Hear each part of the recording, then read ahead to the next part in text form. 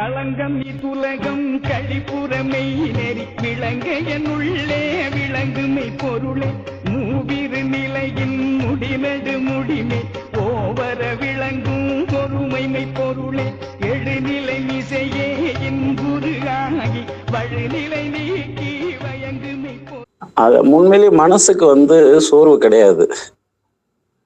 நீ மனம்னு ஒரு சொல்லி சோர்வுன்னு சொல்றன்னா அப்படி ஒண்ணு கிடையாது.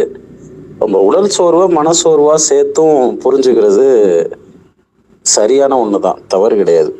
உடல் சோர்வு மனச்சோர்வுன்னு ரெண்டா பிரிக்கிறதெல்லாம் தேவையற்றது. ஆனா நம்ம மருத்துவமா ஆய்வு செஞ்சு படிக்கிறோம் அப்படிங்கும்போது அது உடல் சோர்வு தான். மனசுக்குள்ளதான் உடலே இருக்கு. அதாவது மனம்னு ஒரு சொல் இருக்கு, அதனுடைய படிநிலையா எப்படி போறது. மனம் அப்படின்னு சொல்லிட்டா முதல்ல உணர்வு அப்படிங்கிற சொல் தான் நினைவுக்கு வரணும். உணர்வு, உணர்ச்சி, சிந்தனை, இது மூணும் ஒரு நல்ல படிநிலை. இத மூணையும் உள்ளடக்கியது தான் மனம். இது மூணும் போக இன்னொரு படிநிலை இருக்கு, அதுதான் கனவு, நினைவு, எண்ணம். இது மூணையும் ஒரு பகுதியா வச்சுக்க, அவ்வளவுதான். இதுக்குள்ள புரிஞ்சுக்கலாம். இன்னொரு படிநிலையும் வேணா இருக்கு, எழுதிக்கலாம். பண்பு, இயல்பு, குணம், சிந்தனை. இது மூணும் வேற வேற படிநிலை. மாத்தி கொலாப்ஸ் பண்ணிட்டு புரிஞ்சுக்க முடியாம தவிக்காது. ஆராய்ச்சிக்கு உங்களுக்கு எளிமையா தான் நான் சொல்லி கொடுக்குறேன். நான் ஒரு வரிசைப்படி சொல்றேன்னா அந்த வரிசையிலேயே உங்களுடைய ஆய்வுகள் இருந்ததுன்னா நல்லா இருக்கும். மாத்திராதீங்க. மனம் விடுதலையோட இருந்தாலும் ஆரோக்கியமா இருக்கும். இன்பமா இருந்தா விடுதலையா இருக்குன்னு அர்த்தம். நம்ம நினைக்கிறத செய்யறதுக்கான எல்லா ஆற்றலும் நம்ம கிட்ட இருக்குன்னா விடுதலையா தான் இருக்குன்னு அர்த்தம். இப்ப கடன்ல இருக்கிற ஒருவருடைய மனம் விடுதலையா இருக்குமா? கமிட்மெண்ட்ல இருக்கிறவங்களுடைய மனம் விடுதலையா இருக்குமா? கல்யாணம் பண்ணிக்கிட்டவங்க மனம் விடுதலையா இருக்குமா? உண்மையை தேடி உண்மையிலேயே உண்மையாகவே வாழணும்னு நினைக்கிறவங்களுடைய மனம் விடுதலையா தான் இருக்கும். நம்ம யாருக்கும் கட்டுப்பட்டவர்கள் இல்லை அப்படிங்கிறது தான் விடுதலைக்கான அடையாளம். அன்னைக்கு எல்லாரும் அப்படியா இருக்கிறாங்க. பொதுவா உளவியல் அடிப்படையில பார்க்கும்போது செயல்கள் கூடுதலா இருக்கணும், சிந்தனை குறைவா இருக்கணும். 4 செய்யணும், 2 தான் நினைக்கணும். 8 செய்யணும், 4 நினைக்கலாம். நம்ம நினைக்கிறத செய்ய முடியாம போறதுக்கு காரணம் என்னன்னா நிறைய நினைவுகள் தான் இருக்கே தவிர செயல் இல்லை. அந்த நிலையில உளவியல் நெருக்கடி ஆயிரும். அது ரொம்ப மன அழுத்தமா நம்ம புரிஞ்சுக்குவோம். அதனால இது எல்லாருக்கும் நான் சொல்ற பதில், செயலை அதிகப்படுத்துங்க. செயல் தான் அதிகமா இருக்கணும், இத மறந்துடக்கூடாது. பொதுவா நினைவுகள்ங்கிறது ஒண்ணுதான். புரிதலுக்காக அது கடந்த கால நினைவுகள், இது எதிர்கால நினைவுகள், இது நிகழ்காலம் அப்படின்னு அப்படி புரிஞ்சுக்கிறோம். நினைவுங்கிறது ஒண்ணுதான். இதை இவ்வளவு தூரம் பகுக்கவும் தேவையில்லை. இப்ப இப்படி யோசிங்களேன், நினைவுங்கிறது எதுக்காக மனிதனுக்கு வழங்கப்பட்டிருக்கு? இந்த நினைவை வச்சு அவன் என்ன செய்ய போறான்? இந்த இயற்கைன்னு ஒண்ணு மனிதனை படைச்சிருக்கு, மனிதனுக்கு நினைவையும் அது கொடுத்துருக்கு. இயற்கை என்ற ஆற்றல் மனிதனுக்கு ஏன் நினைவு என்ற ஆற்றலை கொடுத்துருக்கு? இப்ப மரத்துக்கு நினைவுகள் கிடையாது, பறவைகளுக்கு நினைவு இல்லை. இப்ப நினைவு அப்படிங்கிற ஒரு ஆற்றல் அல்லது ஒரு பண்பு எதுக்காக மனிதனுக்கு? இயற்கை என்ன நினைச்சிருக்கு? எங்களுக்கு நினைவை கொடுப்போம் அப்படிங்கிறது எதுக்கு? அதுக்கு பின்னாடி இருக்கிற விசேஷம் என்ன? ஒரு அதிசயமான ஒரு விஷயம் சொல்றேன் கேளுங்க. பைத்தியத்துக்கு தான் நிறைய நினைவுகள் இருக்கும். நிறைய நினைவுகளோட இருக்கிறது பைத்தியம் மட்டும்தான். சிந்தனை உருவாகும் போதே நினைவு உருவாயிடும். சிந்தனைய தக்க வச்சுக்கிறதுக்கு தான் நினைவு. அப்ப உயிர்னு ஒண்ணு இருக்குன்னாவே அதுக்கு சிந்தனை உண்டு, சிந்தனைன்னு ஒண்ணு இருக்குன்னாவே அதுக்கு நினைவும் உண்டு.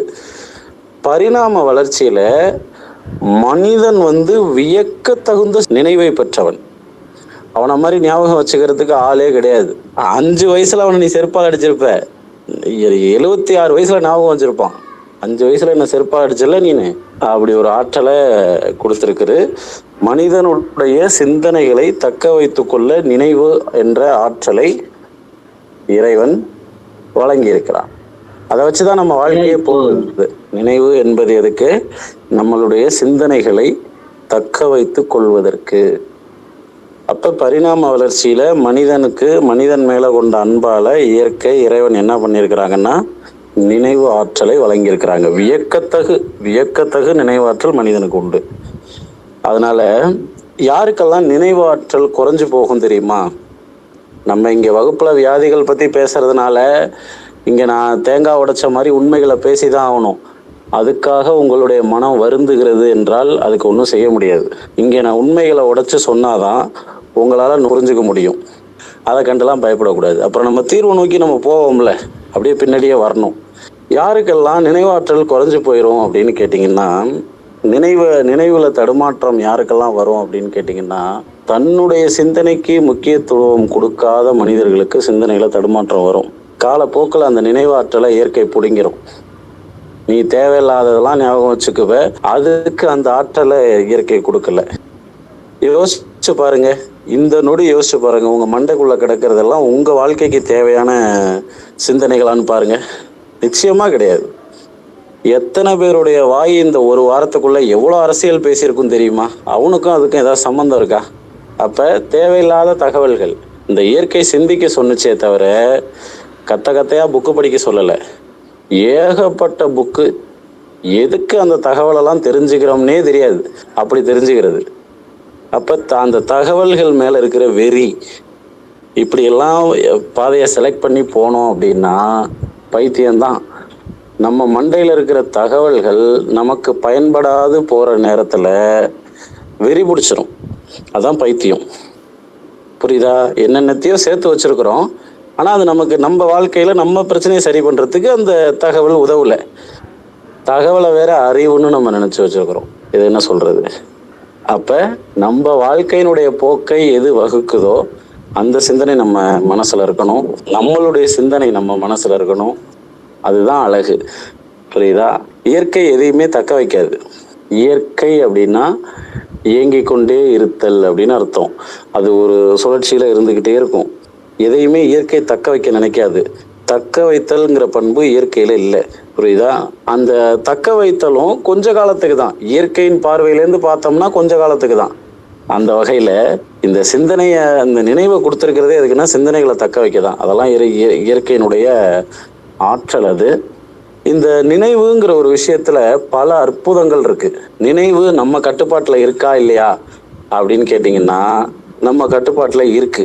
தேவையில்லாத தகவல்களை அந்த நினைவுக்குள்ள போட்டுட்டதுனால இன்னைக்கு அவங்களுடைய நினைவு மண்டலம் அவங்களுக்கே பிடிக்கல. இன்னைக்கு பல பேர் நோயாளிகள்னா அவங்க தான்.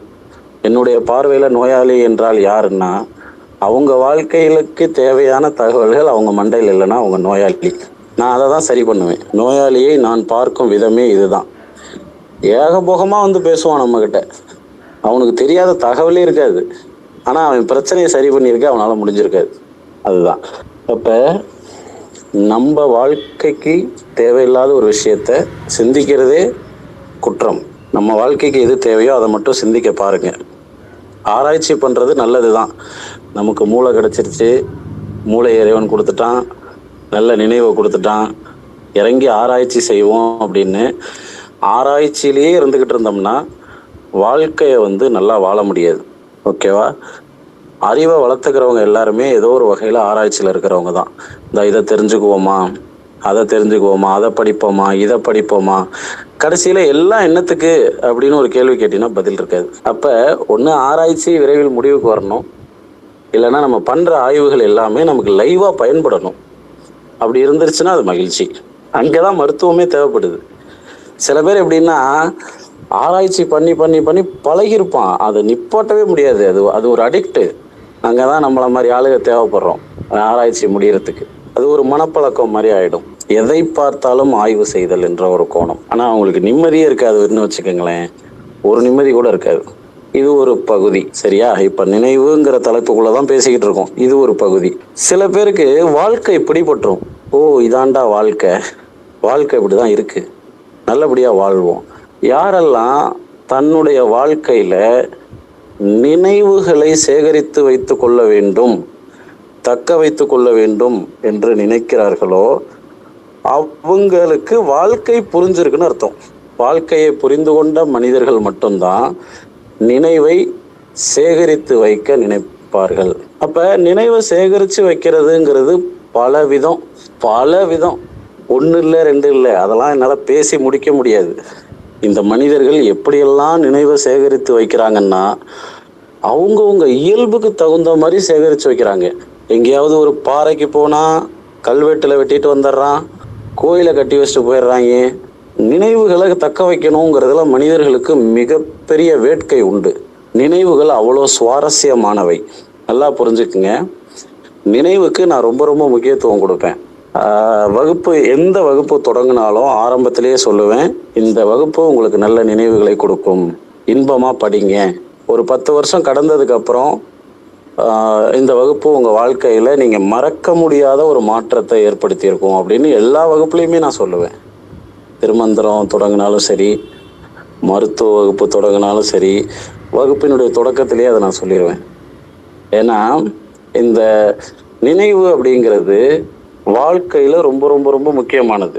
நீங்கள்லாம் நினைக்கிறீங்க ஒரு இன்பத்தை அனுபவிக்கும் போது வாழ்க்கை சுவையாக இருக்குன்னு. அதை விட 100 மடங்கு சுவை எப்போ தெரியுமா? அந்த இன்பத்தை கடந்துருவீங்க. அந்த இன்பம் அப்போதைக்கு பெருசாக தெரியுதா இல்லையாங்கிறது தெரியாது. ஆனால் காலங்கள் கடந்து அந்த இன்பத்தை நினச்சி பார்க்கறதுல பல மடங்கு இன்பம் இருக்குது. இதை யார் உணர்ந்திருக்கீங்கன்னு எனக்கு தெரியாது. ஆனால் இதான் உண்மை.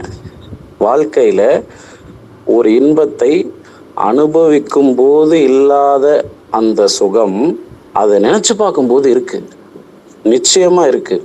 இது உங்களுக்கு புரியும் போது வாழ்க்கை ரொம்ப இனிமையாயிடும். நினைவுக்கு முக்கியத்துவம் கொடுக்குற ஒரு மனிதன் இன்பமாக வாழ்கிறான் என்று பொருள். ஒரு மனுஷன் இன்பமாக வாழ்ந்தாதான் அதை ரெக்கார்ட் பண்ணி வச்சுட்டு போகணுன்னே தோணும். என் கஷ்டத்தை நான் பதிவு பண்ணணும்னு நினைப்பேனா நானே?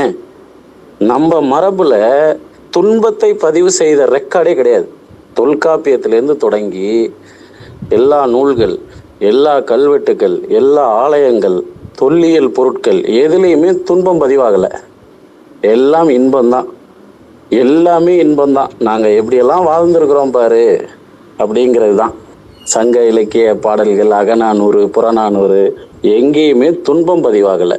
பெரும்பான்மையை தான் சொல்கிறேன் நான். அப்போ நம்ம மரபில் அப்படி ஒரு பழக்கமே இல்லை. துன்பத்தை பதிவு செய்யணுங்கிற பழக்கமே கிடையாது. அப்படி அதில் ஒரு சட்டமே இருந்தது.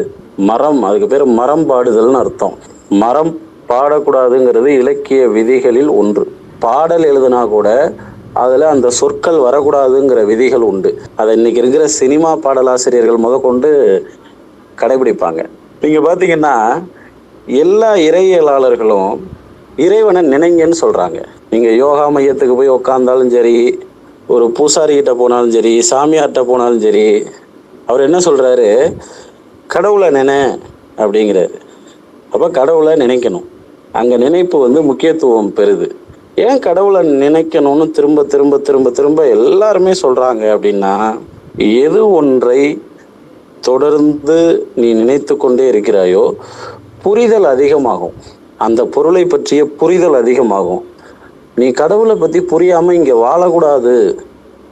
உன்னுடைய முழுமையான வாழ்க்கையை கடவுளை பற்றி சிந்திக்காமையே நீ கடந்துடக்கூடாது. அப்படிங்கிறதுனால தான் அதை நினைக்க சொன்னாங்க.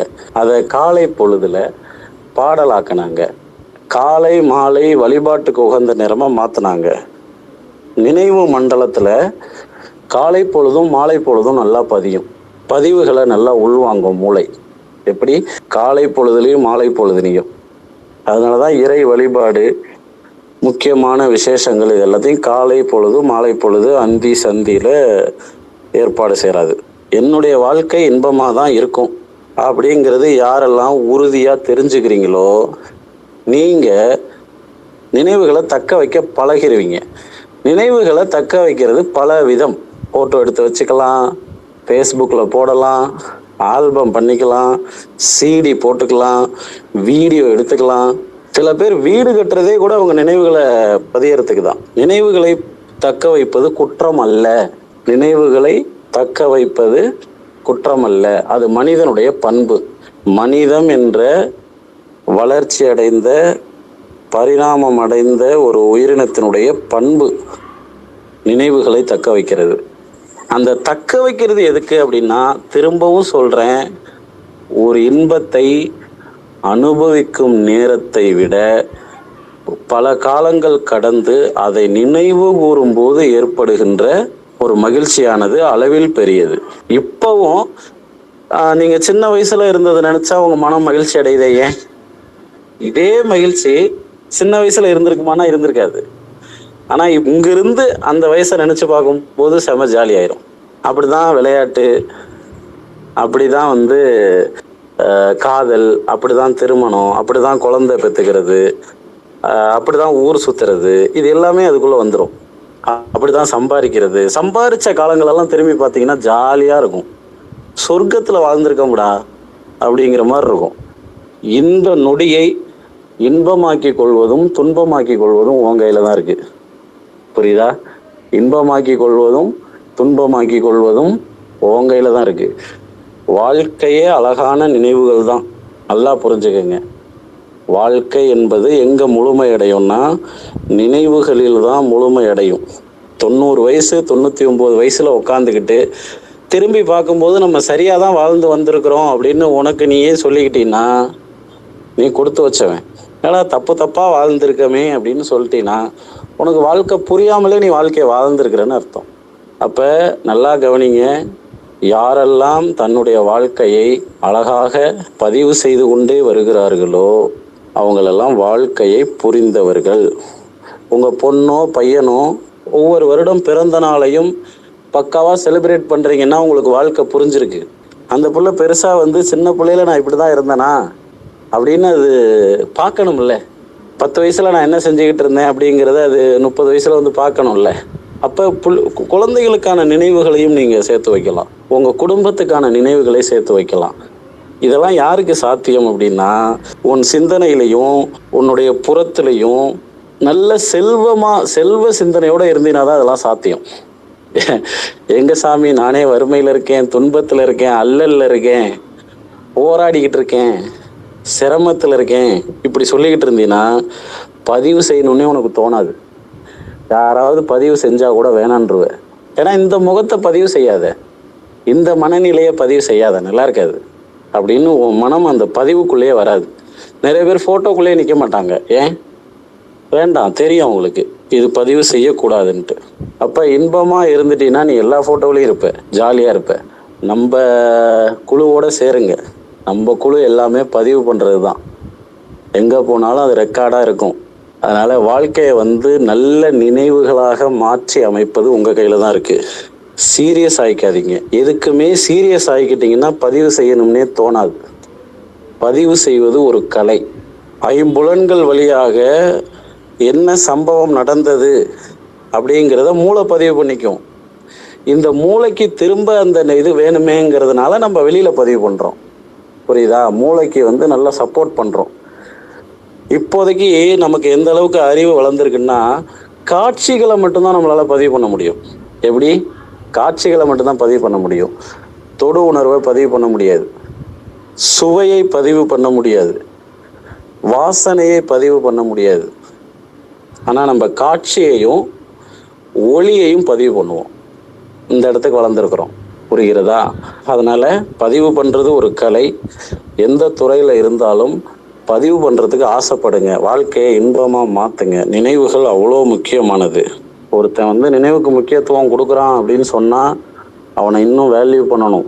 சூப்பரா டேய், நல்ல விஷயம்டா அப்படின்னு அவனை பாராட்டணும். நான் இந்த டாபிக் எடுத்ததுனாலேயே உங்க எல்லாருக்குமே ஒரு வாழ்த்து தெரிவிக்கிறேன். உங்களை எல்லாருடைய வாழ்க்கையும் நினைவுகளா மாத்தி வைக்கிற அளவுக்கு உங்க வாழ்க்கை, எல்லாருடைய வாழ்க்கை மாறணுங்கிற வேண்டுதல் என் மனசுல எப்போதுமே இருக்கும். அந்த இடத்துக்கு கண்டிப்பா உயர்ந்து வருவீங்க. உங்க வாழ்க்கையில நீங்க உயர்ந்த அனுபவங்களை பதிவு செய்யும் போது அந்த பதிவை என்கிட்ட தான் கொண்டாந்து காட்டுவீங்க. ஷோரா இது நடக்கும். எல்லாருக்குமே நான் சொல்ற வார்த்தை, எடுத்துட்டு என்கிட்ட காட்டுவீங்க. எங்க பாருங்க, இப்படிலாம் வாழ்ந்துருக்கிறோம், இதெல்லாம் பதிவு பண்ணியிருக்கிறோம், நீங்களும் பாருங்க அப்படின்னு சொல்லி கண்டிப்பா கொடுப்பீங்க. எல்லா கோயில்களையும் பார்க்கும்போது நமக்கு அதான் ஞாபகம் வரும். பதிவு பண்ணிட்டு போயிருக்காங்க பாருங்க, எப்படி வாழ்ந்திருக்கோம்னு சொல்லிட்டு போயிருக்காங்க. அப்ப பதிவு பண்ற அளவுக்கு நம்ம வாழ்க்கையை இறைவன் ரசிக்கணும். நம்ம நினைச்சாலும் பதிவு பண்ணிட முடியாது, இறைவன் நினைக்கணும். நம்ம பதிவு பண்ண அதை இறைவனும் பார்ப்பான். பதிவு பண்ணி ஜாலியா வச்சுக்கன்னு சொல்லிடுவான். இறைவனுக்கு தெரியாம நீ பதிவு பண்ணிடுவியா? என்ன பண்ண முடியாது. அப்ப நினைவுகளுக்கு முக்கியத்துவம் கொடுங்க. நினைவுகளுக்கு நீங்க முக்கியத்துவம் கொடுக்கலன்னா உங்களுக்கே நீங்க முக்கியத்துவம் கொடுக்கலன்னு அர்த்தம். வாழ்க்கையில துன்பம்ங்கிறதே கிடையாது. துன்பம்ங்கிறது செயற்கை. துன்பம் இயற்கையில இல்லை. புரியுதா? இயற்கையில துன்பம் கிடையாது. எல்லாத்தையும் துன்பமா பாக்குறீங்க. ஒவ்வொரு பொழுதையும் இன்பமாக மாற்றி அதை பதிவு செய்ய முடியும். அது ஒரு கலை தான். கண்டிப்பா நம்ம வகுப்புல படிக்கும் காலத்திலேயே எப்படியாவது அந்த கலையை கத்துக்குங்க. எப்படிலாம் என்னுடைய வாழ்க்கையை பதிவு பண்ணணும்னு கேட்டீங்கன்னா நான் சொல்லியும் தருவேன். நீங்க நல்லா கவனிச்சு பாருங்க. ஆளுமையாக யாரெல்லாம் இன்னைக்கு வளர்ச்சி அடைஞ்ச நிலையில இருக்கிறாங்களோ, நீங்க உயர்ந்த இடத்துல இருக்காங்கன்னு யாரெல்லாம் நினைக்கிறீங்களோ அவங்க எல்லாருமே வாழ்க்கையை பதிவு பண்ணவங்க தான். நீங்க உங்களுடைய பயோ எழுதுறது கூட, உங்களுடைய வரலாறு நீங்களே எழுதுறது கூட பதிவு பண்றதுதான். உன்னை நீ முக்கியத்துவம் கொடுத்து உன்னை நீ மதிச்சாதான் இதெல்லாம் பண்ணவே முடியும். திரு பாரிசாலன், மன்னர் மன்னன் மணியரசன் ஐயா போன்ற தலைச்சிறந்த ஆளுமைகள் பங்கு பெறும் மாபெரும் சித்த மருத்துவ கருத்தரங்கம் நமது சென்னையில். அனுமதி முற்றிலும் இலவசம். மறந்து போன சித்த மருத்துவ நுட்பங்களையும் வரலாற்று சுவடுகளையும் மீட்டெடுக்கும் விதமாக தமிழ் சித்தரியல் அறக்கட்டளை திரு ஹீலர் பழனிசாமி ஐயா இந்நிகழ்வை முன்னெடுக்கிறார். சிறப்பு விருந்தினர்களாக வரலாற்று ஆய்வாளர் திரு மன்னர் மன்னன் அவர்கள் நவீன மருத்துவ வரலாறு என்ற தலைப்பிலும், தமிழ் தேசிய சிந்தனையாளர் திரு பாரிசாலன் அவர்கள் சித்த மருத்துவ ஒடுக்குமுறைகள் என்ற தலைப்பிலும், தமிழ் தேசிய பேரியக்க தலைவர் திரு மணியரசன் ஐயா அவர்கள் தமிழ் தேசியமும் சித்த மருத்துவமும் என்ற தலைப்பிலும், கரூரார் பாரம்பரியம் சித்தர் மூங்கில் அடிகளார் அவர்கள் ஆதிசிவனார் அருளிய சித்த மருத்துவமும் என்ற தலைப்பிலும் உரையாட உள்ளனர். நடைபெறும் நாள், நேரம் ஞாயிற்றுக்கிழமை 21 June, STG Mahal, Duraisamy road, Vadapalani, Chennai. இந்த நிகழ்ச்சி காலை 9 மணி முதல் மாலை 5 மணி வரை நடைபெறும். இதில் கலந்து கொள்ள வாட்ஸ்அப்பில் தொடர்பு கொள்ளவும். 9751155282 7845790002. முன்பதிவு அவசியம். 100 நபர்களுக்கு மட்டுமே. மதிய உணவு உட்பட அனுமதி முற்றிலும் இலவசம்.